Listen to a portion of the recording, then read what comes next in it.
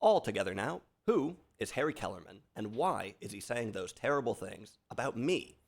Is the longest movie I've ever seen, at least if we measure by the length of the title. From here on out, we're just going to refer to this as the movie. And here's a good piece of trivia. This movie has the longest title of any ever nominated for an Academy Award, and it doesn't even contain a colon, or the word or the word the, unlike some movies, which I won't name. I think next week we might watch a movie with an even longer title. There's not that many of those. See if you can guess what it might be. I'll probably change my mind, but we'll see. This movie is rated 5.4 on IMDb with a little over 1,000 votes, which makes it one of the most underrated movies I've ever covered. Now, don't get me wrong, it has some colossal flaws, but it also has some of the greatest scenes you'll find anywhere. I really mean that. This movie might have one of the highest ratios of great scenes to sort of middling movie of anything I've ever seen. The film is directed by Ulu Grossbard, who I think someone suggested that I watch True Confessions, one of his movies. I will probably do that. It seems like Grossbard may have made a number of underrated movies. Maybe that's all he ever made. I think he only made 7 movies. We'll be watching a few more of them. This movie is a vehicle for Dustin Hoffman, not the only time he worked with Grossbard. Barbara Harris is also in it, although it's not a very big role. There's some character actors as well you might recognize, like Dom DeLuise, Jack Warden. Rose Gregorio is also in the movie. She was married to the director. The movie has an extremely snappy script written by Ulu Grossbard and Herb Gardner. Gardner was a writer who mainly did comedic stuff, a couple Broadway plays. He also made some cartoons, which is fitting because this movie is made up of a lot of cartoonish vignettes. I'll talk more about the structure in a second because it is very unique and significant. There's one more person we should talk about first, though.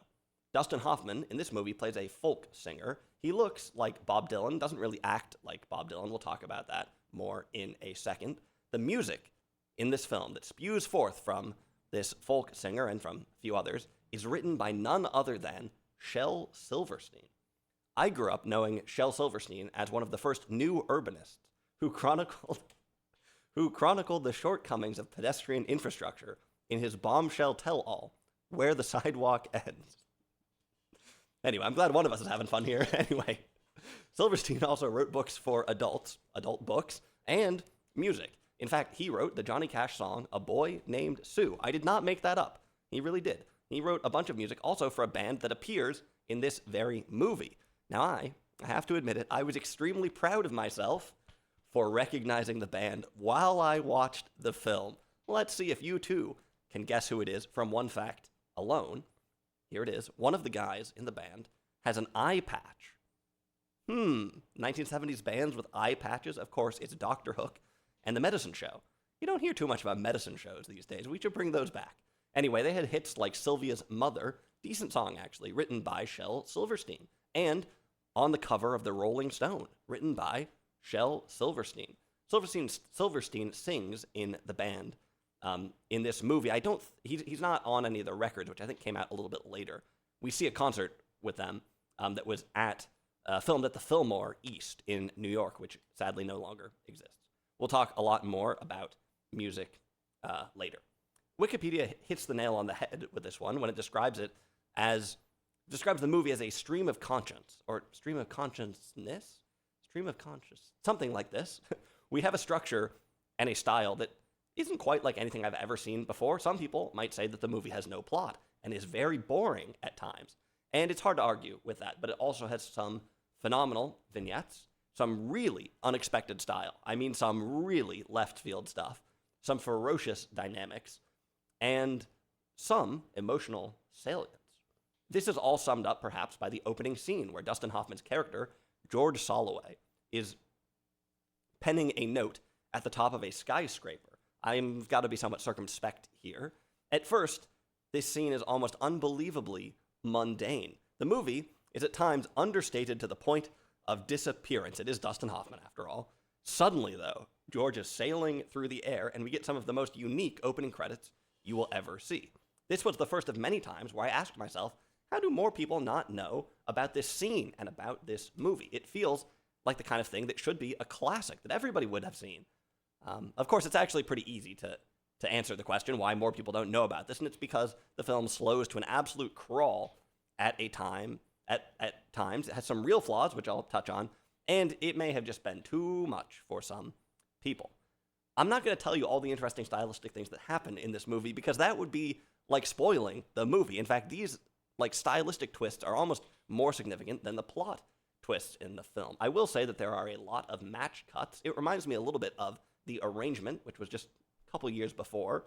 This stream of consciousness thing is largely facilitated by jumping around and by not jumping around, by skipping back in time through free association, or by dwelling on something for a long time, by zooming in on a tactile and sensory experience, not cutting away, feeling the duration. For instance, there's a moment when George steps out onto the streets of Midtown, the peaceful streets of Midtown Manhattan, and is almost immediately overwhelmed by the throngs of tourists and business people going about their daily life. He's just trying to walk a block or two, come on. But hey, it's New York. There's some great old New York moments in this movie. This is a good New York movie, really. We've got old subway cars, the beach, police booths, inside of one of the tunnels. Some cool stuff.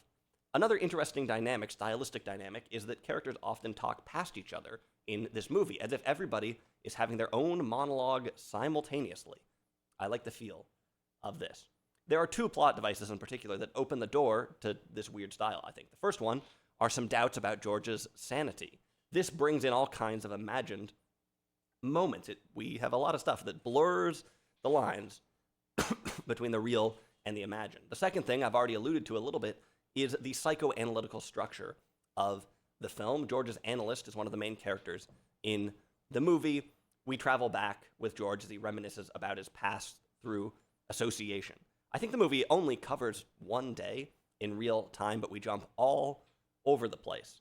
And really, a lot of these flashbacks, these memories, are some of the strongest parts of the movie. The scene of his first love under a fold-out bed, and the scene with his parents that follows this. They have a frank discussion. Are two of the best scenes you will find anywhere. They are just so perfectly assembled. Surprising, touching, interesting, clever, and yeah, perfectly rendered. They really do create the illusion that you're watching a great movie. These scenes are both long takes filmed from George's perspective, more or less. We don't see him, at least, and that's another interesting stylistic touch. Through all of these jumps, the movie is sort of held together by one plot device and a few themes. We'll talk about the themes in a second, but the plot device is twofold. I guess there's two plot devices. First, the first problem is that George isn't able to sleep. I can relate. And he's thinking he might be insane. No comment. There's no sleep thing is a good sort of classic movie trick of an outward manifestation of some internal conflict he's trying to solve. The audience wonders, why isn't this guy at peace? And there's some drama about whether or not he will ever resolve whatever's happening in here or up there, and whether he will finally get to sleep. At one point, he calls his accountant to read over his figures, thinking that it will put him to sleep, but, of course, the accountant ends up being the one who dozes off. Another clever moment in what is, like I said, a very snappy script. Now, George has a second problem as well, which is that some guy named Harry Kellerman, the guy from the title, keeps calling everyone in his little black book all of George's dates and spreading terrible rumors about George. Kellerman says that he's a friend of George and that George has some dark secret, that he's married or something like that. He scares off all of these women. This is kind of an interesting concept, but ultimately it doesn't work very well as a dramatic mechanism in this movie. For one thing, George losing a few dates doesn't seem particularly serious. It doesn't quite match with all this pent-up existential angst.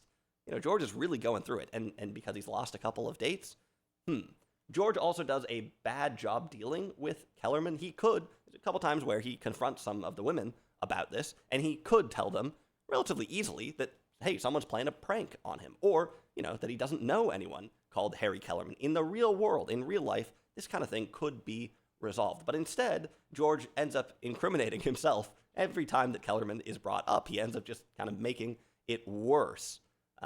It's not really plausible. Now, this isn't exactly a plausible movie, but this mechanic doesn't quite work. And, well, perhaps the biggest flaw is that it is wrapped up extremely predictably. In fact, I hesitate to even mention that because you can probably guess the ending just from what I have already said. Maybe I shouldn't have said that. Well, there are also some themes that hold this movie together. The film is maybe a little too vague about what is troubling George. Not that it should spell things out, but it is maybe not quite as incisive as it would be if this were a slightly better movie. Nonetheless, there is some stuff going on that is legible.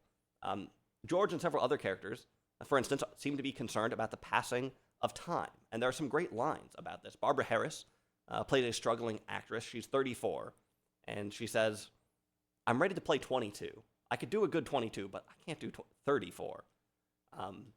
She says that time isn't a thief. It's an embezzler that comes in at night and cooks the books so that nobody realizes anything is missing. George's dad is also feeling the effects of time, as is George himself, as am I, as are you, perhaps. This movie also charts the course of a bunch of casual relationships. Mainly, it doesn't paint them in a very positive light, but you do see how two strangers can share something important. One of the women in George's black book is frustrated that he always calls her after midnight.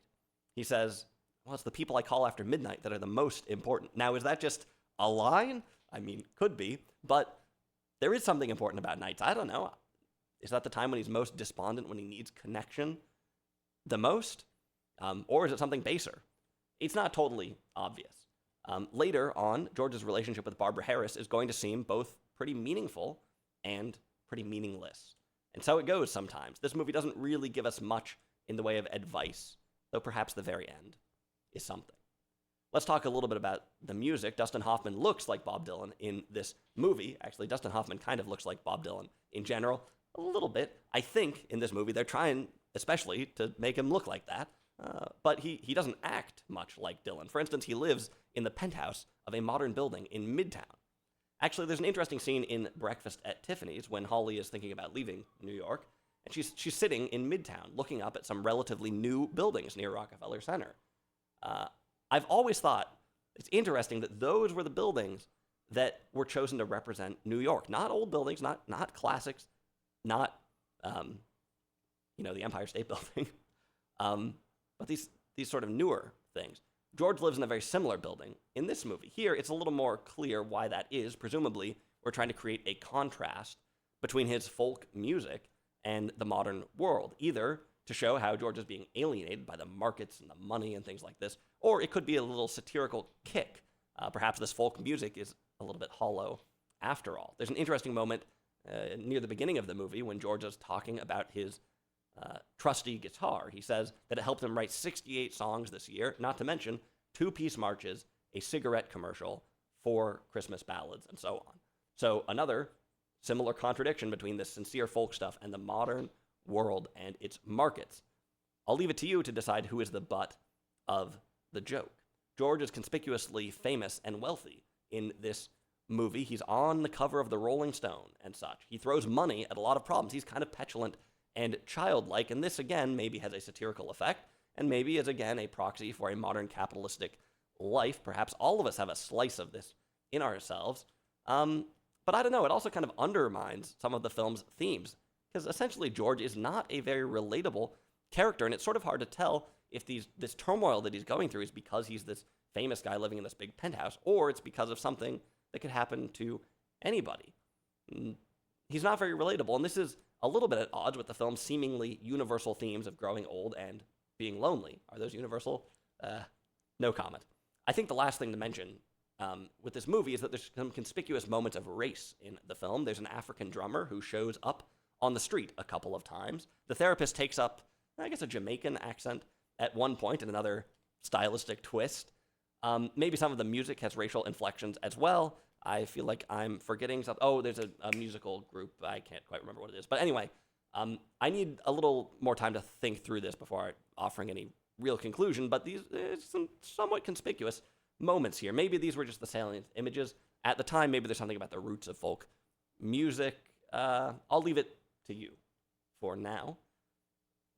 I've already given my conclusions more or less about this film as we've gone through it. This is definitely one to check out if you want an aggressively quirky movie, or if you like Shel Silverstein. This is a movie with real ambitions, and like I said, some truly phenomenal scenes. But don't watch it if you're going to get annoyed by kind of all the enormous problems that it has. Nonetheless, the movie, who is Harry Kellerman, and why is he saying those terrible things about me? There we go. It's pretty cool, and I think we'll be doing some more Ulu Grossbard on the channel before too long.